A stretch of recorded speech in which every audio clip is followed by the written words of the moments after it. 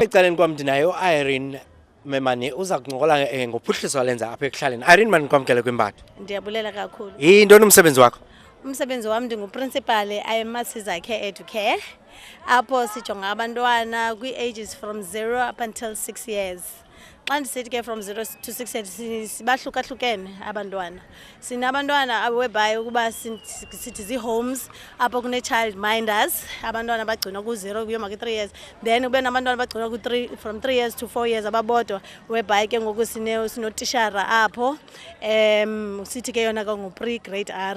Then ke ngoku sibe no-grade R abantwana ba-5 to 6 years.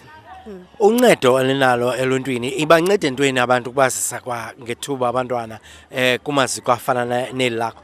Okokuqala kususa abantwana apha ezitratweni ekulimaleni ekutshayisweni njengobona bakubhizi apha ekutshayisweni zimoto nokuba pha kuthi sizabapha imfundo sibaphe i-grounding i-foundation before umntana aye esikolweni nokuthi ke ne-nutrition of course ngoba abantwana apha kule lokishi uyibonayo esikuyo abazali abasebenzi isikakhulu baphila only on grants so ke lo umuntu anayo uye aze nayo lo mntana ndiye ndimamkele ke noba akananto ke umntana lo angenamali ngoba ke ekrishi ke kungenwa ngemali kodwa ke ndiye ndimamkele noba akanayo lo mntana lo imali enzela bazokwazi bafumane imfundo azokwazi bafumane nokutya apha kuthi ekrishi ewe tata. Ninexesha lingakanani niqhuba yaye impumelelo yenu niyibona njani? Impumelelo yethu siyibona kwaba bantwana besebephuma apha ngoba abantwana baphuma apha baphinde kwabona abebelapha bawezisa abantwana babo. Le krishi lena yaqala kudala inapa 26 years ngoba yaqalwa ngumama notata wam.